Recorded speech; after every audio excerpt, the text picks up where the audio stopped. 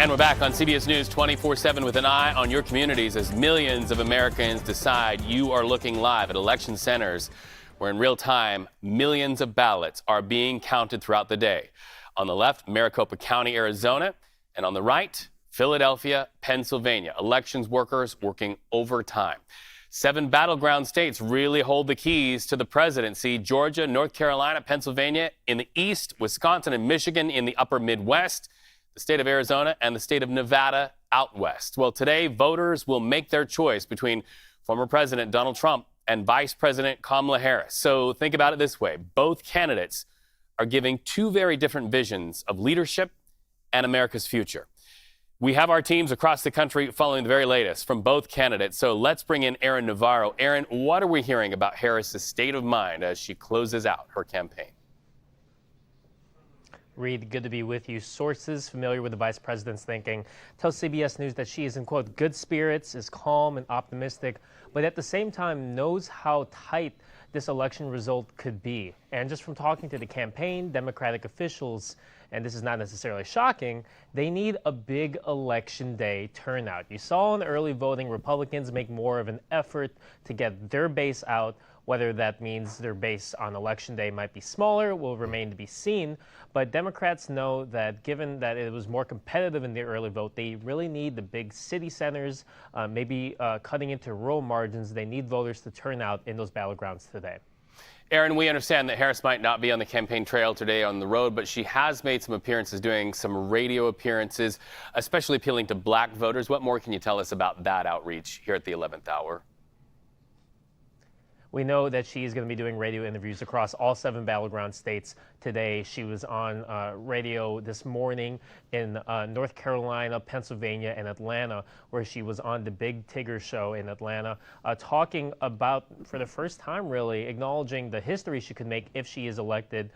She would be the first black woman president, first Indian American president, first woman president in general. And you saw her highlight her ties to her alma mater, Howard University and HBCU, acknowledging that she would be the first to come from an HBCU to hold the presidential office. Yeah, let's go a little bit deeper in that. We do know she's going to end her campaign at Howard University. This is not only symbolic, I would imagine, but also strategic. One of her first elections was in the student body when she was a student at Howard. So this is a full circle moment for her. It's a return to a community that she has had ties to. And she, said earlier this year she didn't want to do it in Wilmington, which has a lot of connotations and ties to Biden, and didn't want to do it in California, in part due to the time zone difference. So logistically, it also made sense for her to do it at Howard. Aaron, have you kept track of the number of states that you've been with on the campaign trail? That's my first question. Second question, is it a Mai Tai or a margarita when this is all done? Let's do the second question first. It's margarita, and it's the 7 battleground states. That's where life has taken me the past couple months, and those were going to determine the next president of the U.S. All right. See, he's trying to drive it back to the real conversation. Done right, like a pro. Aaron Navarro, thank you so much. I wish you both a Mai Tai and a margarita. Earlier today, former President Donald Trump cast his ballot in the state of Florida. And as you see here, he came out, stopped to deliver remarks following his vote. Here's some of what he had to say to some of his volunteers. No, I feel very confident. I have felt, we went in with a very big lead today. And it looks like Republicans have shown up in force. So we'll see how it turns out. But it seems that they have really shown up. I don't have to tell them that there'll be no violence. Of course there'll be no violence. My supporters are not violent people. I don't have to tell them that. And I certainly don't want any violence. Campaign reporter Jake Rosen is in West Palm Beach, Florida. What else came out of that moment where the former president, who'd like to be the current president, spoke to his supporters? Well, Donald Trump said that he had no regrets about how he's run his campaign. Obviously, this comes as the final weeks of his closing message came with a lot of controversy after those Madison Square Garden comments and jokes, racist jokes, by comedian Tony Hinchcliffe, in addition to just over the weekend, Trump suggesting that he wouldn't mind if the media was shot if someone tried to assassinate him again. A lot of that messaging that he tried to do, focus on the economy, on immigration, did get lost by that. He also claimed, again, for the repeated, for a number of times that he's done over the last couple of weeks, and especially the days since votes have been cast, that there is election fraud going on, and he is worried that because we don't have paper ballots, that he is worried about election security, and he's worried Democrats would cheat. Obviously, we know that paper ballots are inefficient, and that there's no sufficient or real evidence right now of anyone trying to steal the election away from Donald Trump, as he framed to his supporters 4 times yesterday at different rallies, casting doubts in all the different states that we were in with him about how the different ways that he thought that Democrats would try to take the election away from him. All right. Fascinating times. Jake Rosen, thank you so much also for your many live reports here on CBS News 24/7. So let's look at the race from the running mate's perspective. Democratic vice presidential nominee Tim Walz in Pennsylvania making his final pitch to supporters at a restaurant. That's him going into a restaurant in Harrisburg, Pennsylvania. He's now speaking to reporters before heading to Washington, D.C. to end his day. Let's listen. Good afternoon, everybody. Just came from the diner. Going to board the plane and head to D.C. We're feeling great. I just want to remind folks, still got a plan to vote. A lot of time for these polls to be open. IWillVote.com if you need it. And I think the choice couldn't be starker. We saw the closing arguments of one of hopefulness, unity, and a focus on the middle class. The other one of dark, divisive, focused on himself. So we're feeling good about this, America. Get out, get this vote done, and let's win this thing. Governor, Harris in her campaign here. You're doing the same. Are you guys worried about Pennsylvania? We're excited about Pennsylvania. I think being here, we started it here. For me, it feels like closing the loop. We're excited about being here. We're taking that positive message, and you saw the energy in that room. You said President Donald Trump has to concede the election. Well, look, I don't know how former President Trump's going to think, but if, history's anything, any indicator, he probably will. But I want to remind folks, we have the freest, most secure elections. It's going to take some time to get results. We're going to go up, down, but at the end of the day, as we always do, we will get the results that we know are accurate, and at that point in time, the winner will be announced, and the loser will shake hands and work for the winner. We got time for a couple more. President Harris today. Can you give us a sense of what the campaign internal polling was showing here at the very end? No, I don't know any of that. And what I tell them, and candidly on this, the internal polling did not matter to me. I had a job to do to go out and make the message. That's what I was concerned with. Did you speak to Vice President Harris today or last night? How did you feel like the conversation? No, I haven't spoken to her yet, but I was like all of you watching that. The week before, I got the chance to run in Philly, and I ran up those stairs like Rocky or whatever. When I saw she'd set up there, it was golden. So. Now, you say you'll go to your grave not knowing why this thing is so close. You've been all across the country. Have you got any indicator of why this Look, race is so close? it's a divided country. That's what we are. It's a divided country. But I think that the fatigue of Donald Trump, you can feel it out there. Folks are excited about voting, and I just can't describe the difference in the vibe that's out there with folks and how hungry they are for something different.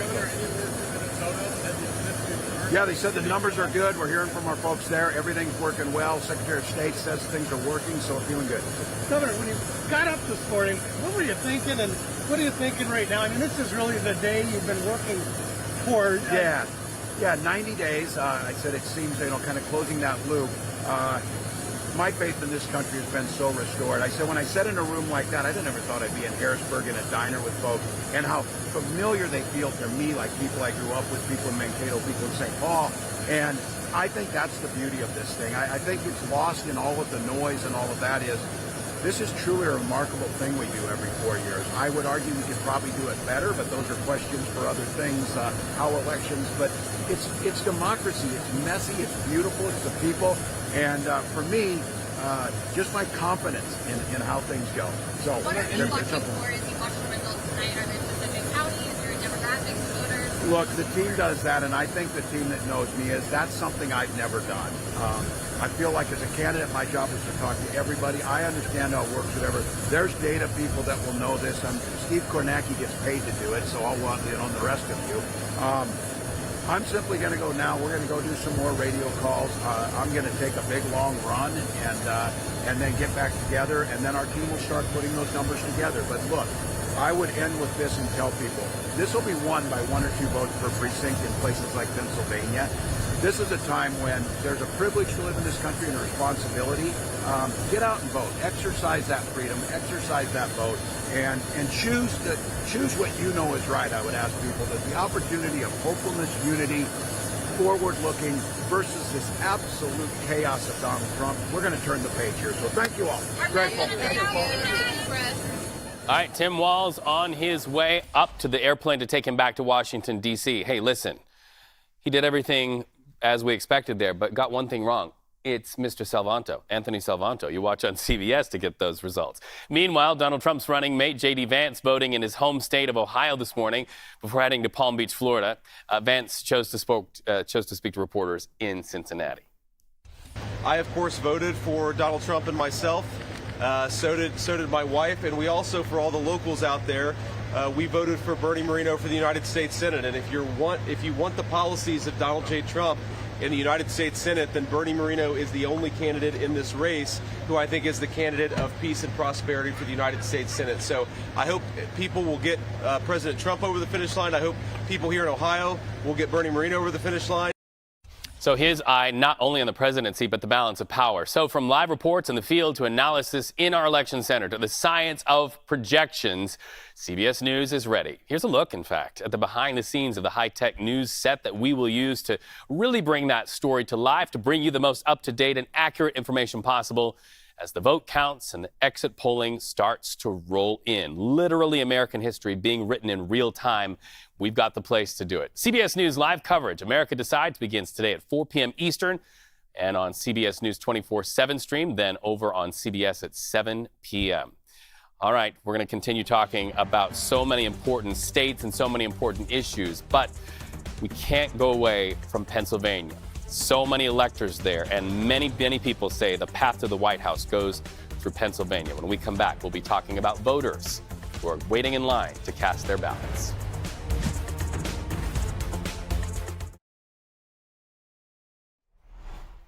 All right, moving on our map to Pennsylvania, where the eyes of the nation watch, knowing that this state could be the state to give the keys to the White House to the winner of the presidential election. You know, most experts believe that the path to the White House will definitely go right through the Keystone State, and its winner takes all 19 electoral votes. So stakes are high, and with stakes that high, the DA of Philly went to a polling place moments ago, had some very strong words for anybody who would even think or dare to interfere with the election process. Listen to this. Let us be clear. Anybody who tries to mess with this election, intimidate, buy, bully, anybody who tries to do that, F around and find out. We absolutely will follow through with what we said yesterday.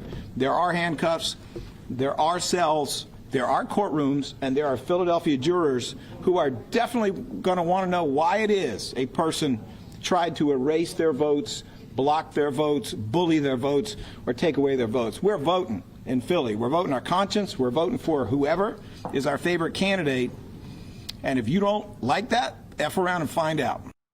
That's how they say it there in Pennsylvania, or else they could also say, not for nothing. CBS News national correspondent Nikki Batiste live outside of Pittsburgh. Some strong words from the DA there in Philly. What sort of election threats in Pennsylvania are we seeing?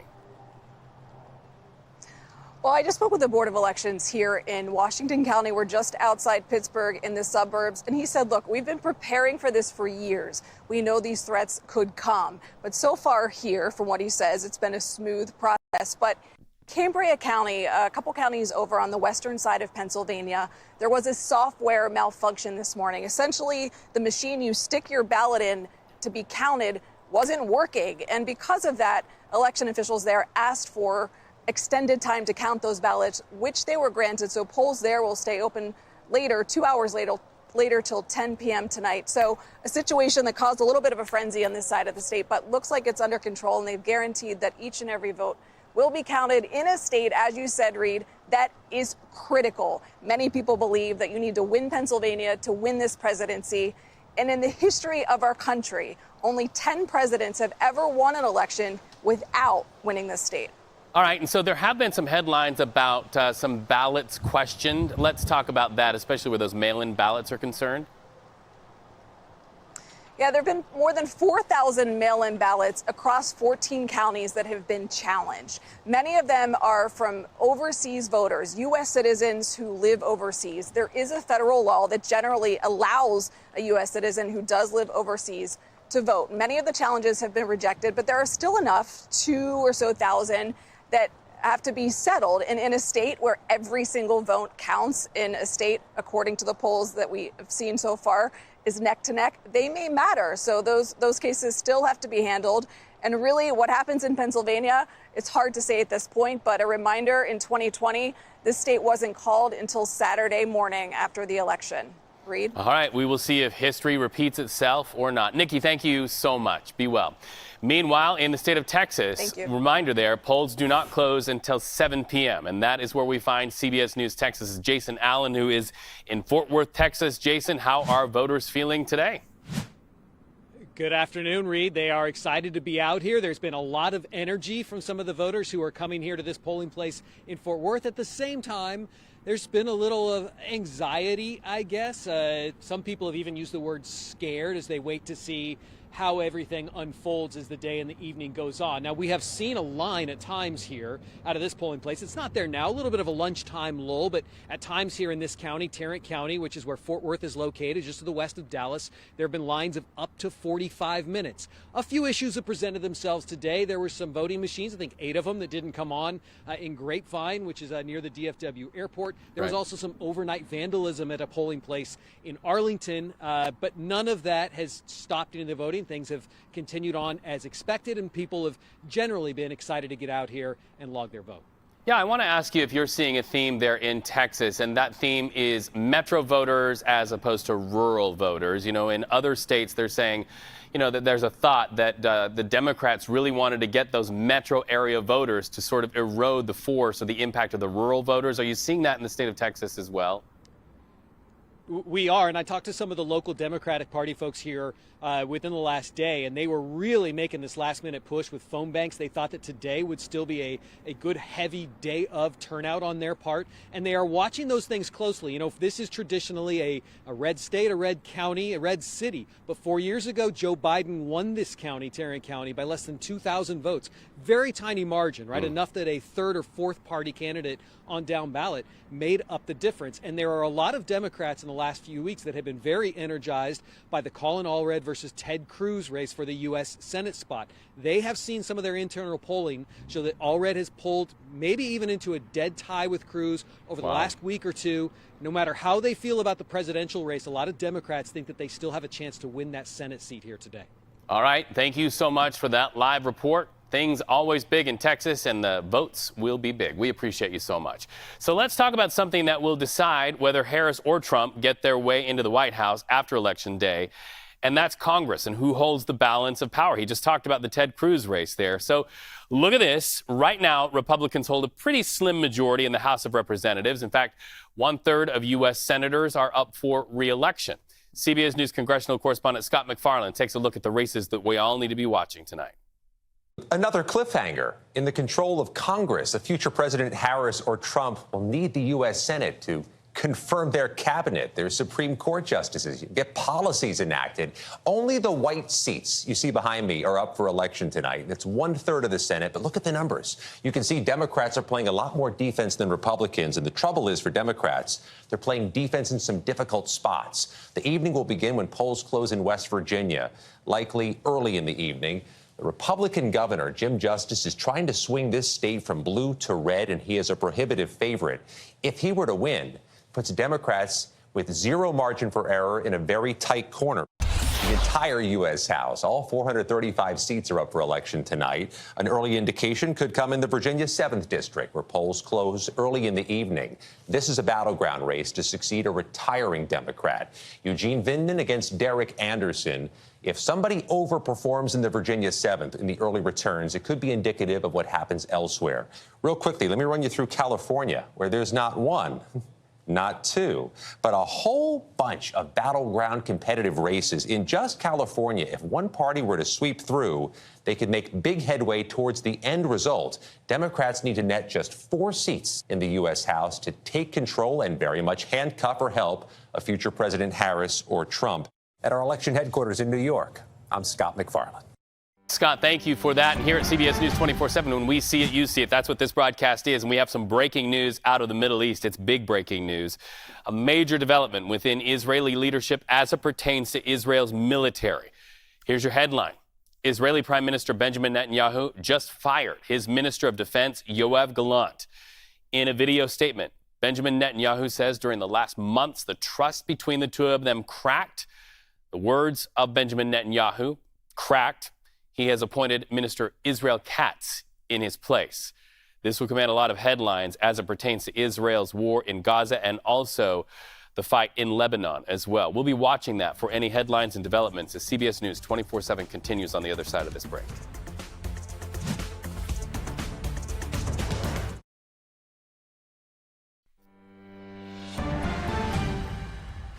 Welcome back to all of you, especially voters in Minnesota who are watching right now, because we know, as you can see right here behind me, you may have to do what Barrett Leone is having to do, and that's brave a little rain to get to the polls. Some worry that bad weather could hinder some voter turnout, so let's go live to Barrett right now. I do see you have the right equipment there, Barrett. Yes, you got to have the right equipment on a day like today. We're dealing with some rain. It's pretty chilly, but it is not stopping voters here in Lakeville, Minnesota. In fact, we've seen a steady stream of folks coming in to vote here at this stop here in Lakeville. And, you know, it's a pretty quick process, too. We're seeing people coming in and out pretty quickly within minutes, but quite a large line inside there. We chatted with the Dakota County election judge who tells us more than 50% of voters in this county, Dakota County, have already cast their ballot. That was as of 10 a.m. this morning. So really a strong stream of voters, and voters telling us actually that they would walk in this weather to make sure that they get out here and vote. And at least it's not snowing, right? It's just rain. So strong pulse here in Lakeville, Minnesota, Reed. All right, and so we have to ask you this. You know, you are where voters sent Tim Walz to the governor's mansion. Are you getting any sense that the governor of Minnesota has captured the confidence of voters, arguably his own voters at home, to send him into the vice president's mansion?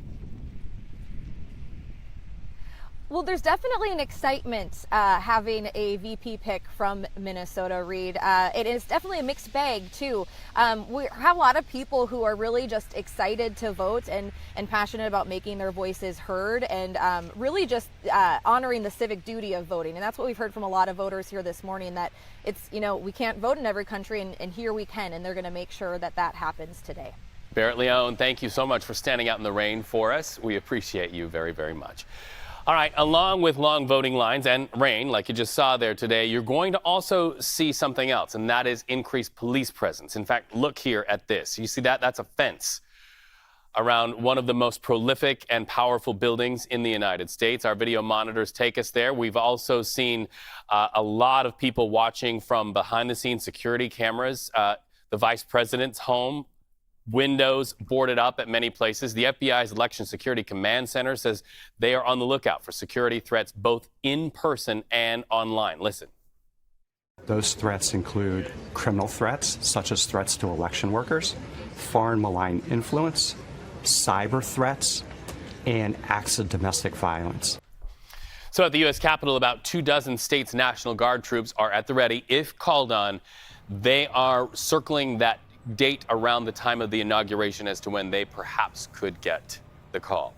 And a look at Little Rock, Arkansas now, where voters wind their ways to the poll amidst what looks like some weather there also. So Arkansas, Jess, we're bringing you in because we just saw Barrett there in Minnesota. She has her umbrella there, and it looks like in Arkansas as well. The camera just looks like it went through a car wash. There's a lot of active weather going on right now, stretched from Texas all the way up into Chicago. So let's break that apart. Heading into the next 24 hours, we're going to continue to watch heavy storms really build throughout the Midwest and all throughout that region. I want to start off with showing you the hemisphere, though. Widespread throughout the states. Throughout the next couple hours, we're watching heavy storms really build in those communities as many people are just trying to head to the polls and go vote. Now, here's what's happening right around the corner as we head into the next 24 hours. Daytime highs off off into areas like the Rockies remain nice and cool on the back end of that cold front. However, we are still well above average on the front end of it, with breaking records today in the state of Ohio, in Cleveland, all the way over into Columbus. We're dealing with above average temperatures this afternoon.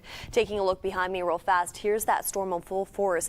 Louisiana, Arkansas, stretched throughout the Mississippi region. We're going to continue to watch heavy storms build in these communities, with severe weather expected as we head into the evening hours tonight. Now, I advance the clock slowly to show you as polls start to close into the evening hours tonight. All throughout this region, we'll still be dealing with heavy active thunderstorm weather that will be extreme, stretched from areas like Ohio all the way down into the Mississippi region throughout the evening hours tonight. So we'll continue to watch that severe weather build in those communities. We also have snow stretched from Colorado down into New Mexico throughout the next couple days. So lots going on for those voters out there heading to the polls today. It's wet, but you know what? The best thing you can do is grab the umbrella and still get that sticker. And we've heard reporters all over the country say that companies like Uber and Lyft are saying, don't make the difficulty in getting to the polls, even if it's weather attributed, not make you vote today. You can actually go to Uber's website, Lyft's website, and get the code that you need to text them to get picked up, even in bad weather, to cast your vote. Jess, thank you so much. Well, America decides as millions add their votes to the millions already cast in early voting. When we come back, look at one community where results are already in. What are we talking about? Another notch in the belt of Dixville Notch.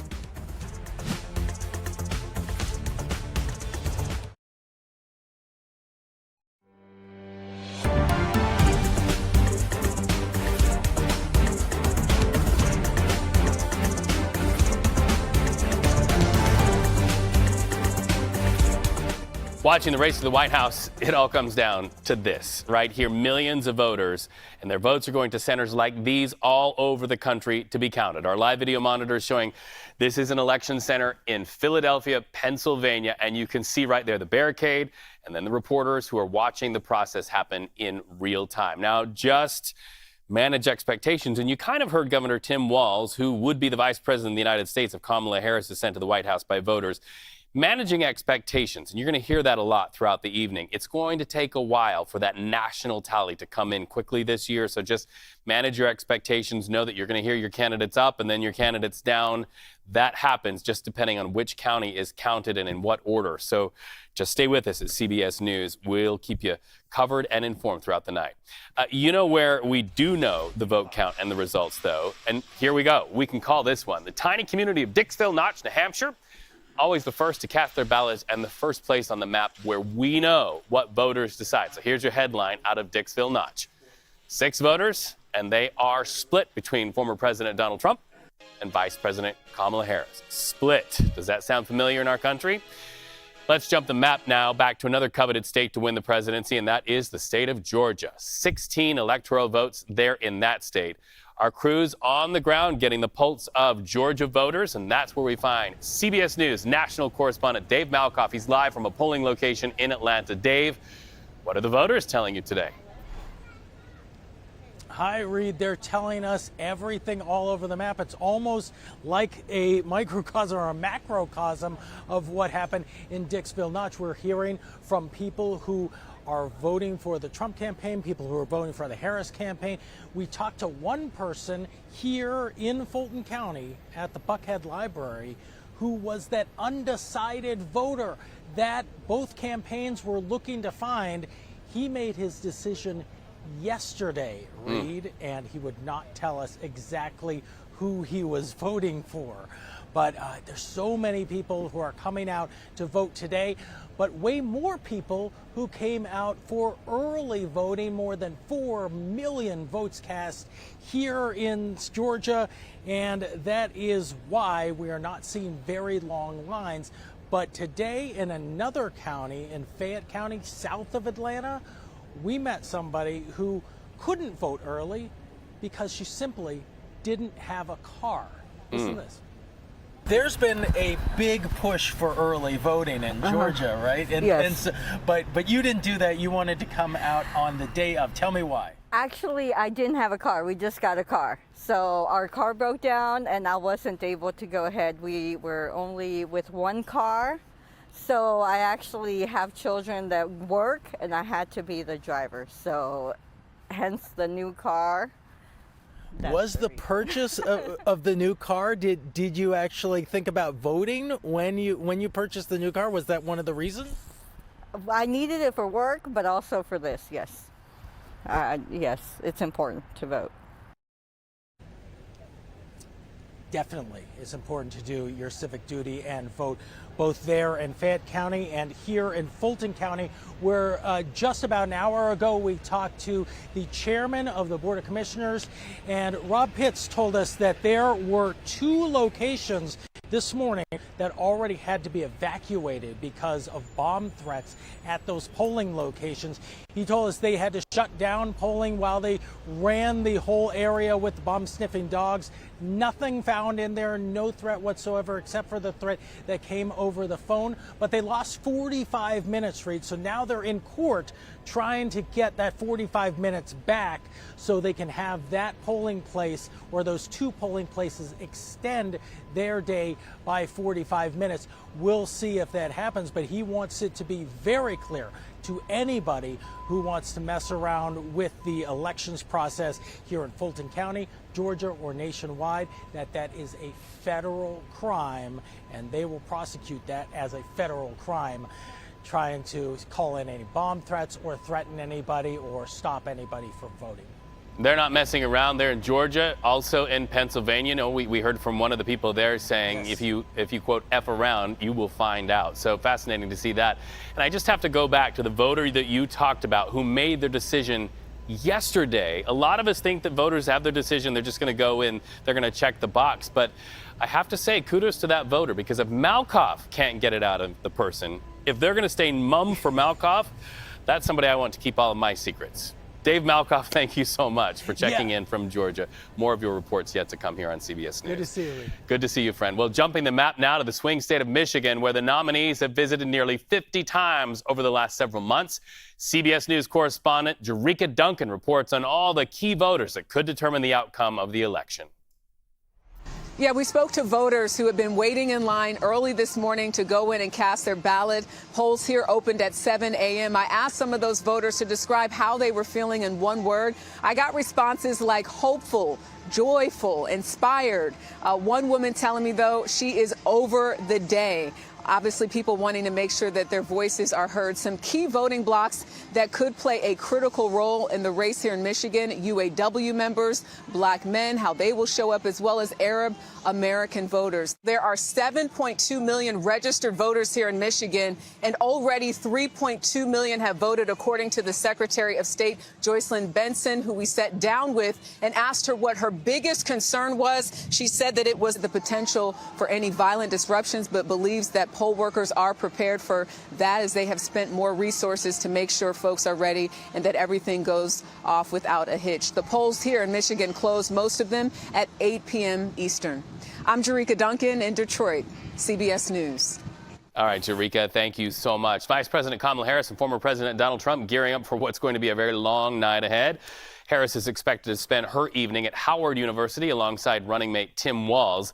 Meanwhile, Donald Trump already touched down in Florida. The former president scheduled to appear at the Palm Beach Convention Center with his running mate J.D. Vance. Politics reporter Katja Goba joins us now for more. Trump is giving his message to voters, and we want to know what you are hearing by way of the remarks that he is planning on saying a wide range of issues.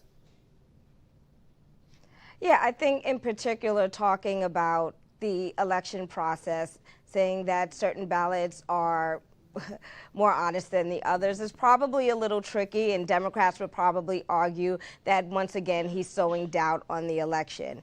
But you know, we saw this happen in 2020 when he advised his voters or supporters to vote on the day of, which is why we saw things like the red mirage. So I think this is a very particular strategy that is very indicative of Trump and his campaign. All right, and first things first, my apologies to your family who gave you a beautiful name. It is Kadia.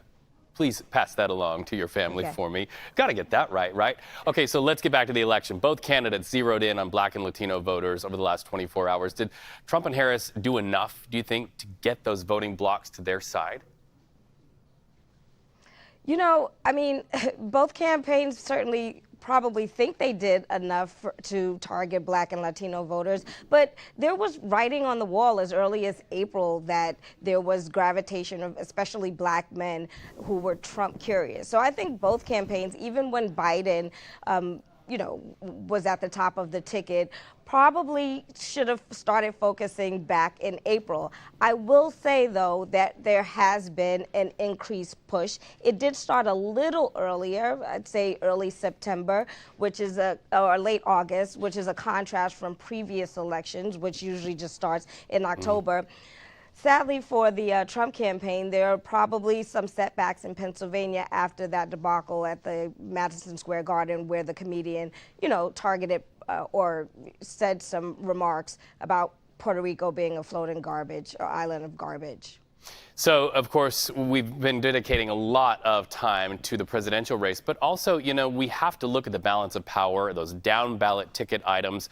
They really lay the groundwork for what our next 4 years are going to be like, and whether whoever wins the presidency can get the things they've been promising on the campaign trail done for the American citizens. What are you seeing by way of the balance of power? Yeah, so a lot of things point to the Senate having a very slim margin for Republicans. In the House, it is still quite undecided.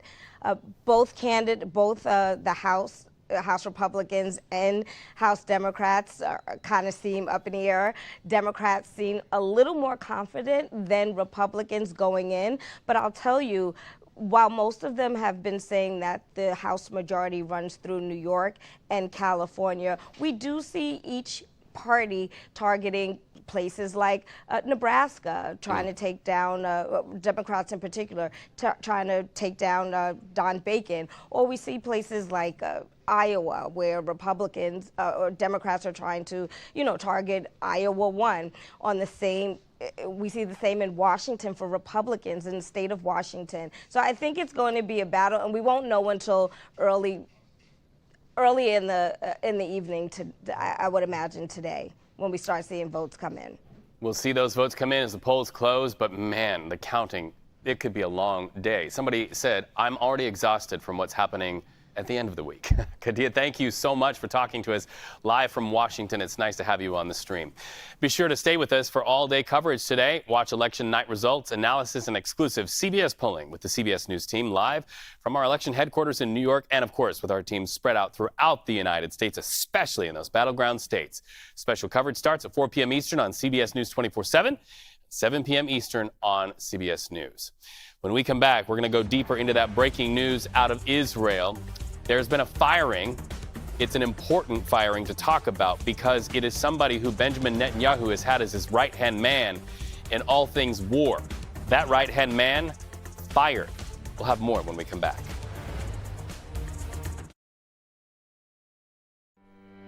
Back to that breaking news out of the Middle East. Israeli Prime Minister Benjamin Netanyahu has just announced the firing of his Minister of Defense, Yoav Gallant. We just got a response from the Gallant's office saying the security of the state of Israel always was and will always remain my life's mission, close quote. That is from Yoav Gallant's office. Minister Katz has now been appointed in his place. CBS News senior foreign correspondent Holly Williams is here for more. Holly, walk us through the importance, the significance of this. We've heard Yoav Gallant's name mentioned many, many times. Now he's out. Hey there, Reed. Well, this move by Israel's Prime Minister Benjamin Netanyahu certainly does not come as a total surprise. There has been speculation that this could happen for months here. Netanyahu's relationship with the now former Defense Minister Yoav Gallant has long been difficult, and during the Israel-Hamas war, they have been at odds over this country's goals. In recent months, Israeli media has reported that Gallant called Netanyahu's stated goal of total victory over Hamas nonsense, and even wrote to Netanyahu saying the war was being waged, quote, without a compass. Now, Prime Minister Netanyahu leads a complicated and sometimes fractious coalition government. Firing Gallant may be helpful in that respect, but will anger many others here in Israel, especially those who accuse the government of not doing enough to bring the remaining hostages home from Gaza. In a statement, Prime Minister Netanyahu said that trust had broken down between the two men. Gallant has been replaced by Israel Katz, who is already a member of the cabinet. Reid. Holly Williams, thank you so much for that live report. This could have far-reaching implications in Israel's war in Gaza and also its offensive in Lebanon. Thank you very much for that. Now this.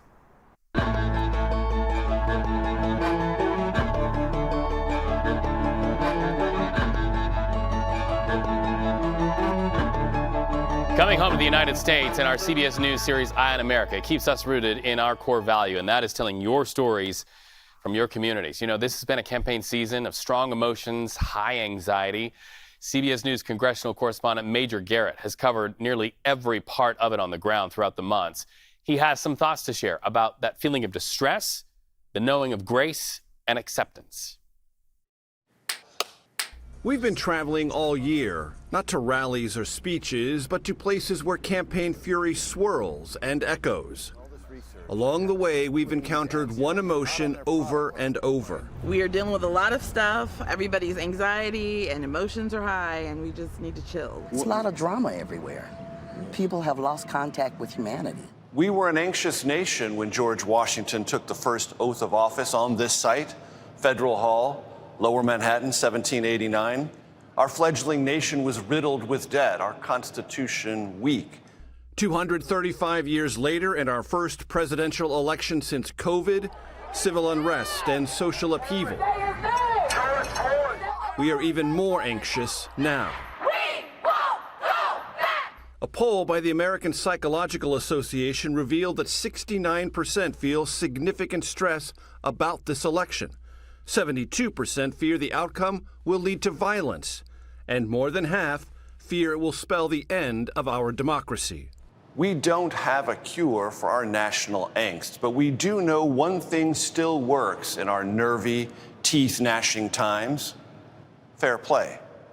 That means accepting defeat when defeat is clear, even when that clarity is wrapped in microscopically small margins. I'm fired up and I need your help. Last year, Democrat Kimberly Pope Adams ran for a seat in the Virginia House of Delegates. The needs and concerns of the community are my needs and concerns as well. You wouldn't have heard much about her race in a district south of Richmond that attracted nearly $6 million in spending. I campaigned for 18 months for a position that's only 2 years, but it was worth it for me. On election night, Adams trailed by 78 votes. We were still hopeful because we knew that the process was not complete and that there was still an opportunity to shrink the margin. Under state law, Adams had the right to a recount. She never denounced her opponent, alleged fraud, or screamed that the election had been stolen. The recount added 25 votes to Adams' total. Still not enough. I actually fell short by only 53 votes. Adams lost, fair and square. It was heartbreaking, but it wasn't emotional because I didn't believe it. It wasn't emotional because I didn't trust it. It was only emotional because it wasn't what I hoped for. What's the importance of accepting a close defeat? Before any of the rhetoric and before any of the picking of sides, remember who you are, remember who your neighbors are, and at the end of the day, know that we played by the rules, and win or lose, that is the outcome. That is also the burden of loving democracy and our constitutional republic. It commands us to love the experiment more than our own ambitions, to accept defeat when we have lost, to carry on for America, not ourselves. For Eye on America, I'm Major Garrett in Petersburg, Virginia.